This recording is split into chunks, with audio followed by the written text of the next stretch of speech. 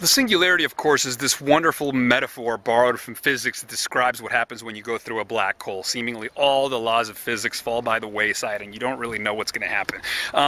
As we move exponentially towards the singularity, as information technology explodes in an exponential fashion, as biotech becomes domesticated, as nanotech allows us to infuse all matter with intelligence, eventually intelligence will become substrate independent. We will transcend the limitations of biology, as we always have. From the moment, as Kurzweil says, that we picked up a branch, or a stick to reach a fruit on a really high tree, we've been using technology, we've been using these tools to extend our reach and our capacities. Our tools have become so sophisticated that then they've become extended minds, as David Chalmers and Andy Clark, two cognitive philosophers, talk about. So we extend our minds, we decentralize our consciousness, we outsource certain cognition to certain places, we externalize our linguistic intent in the form of architecture and technology and the interfaces that we surround ourselves with.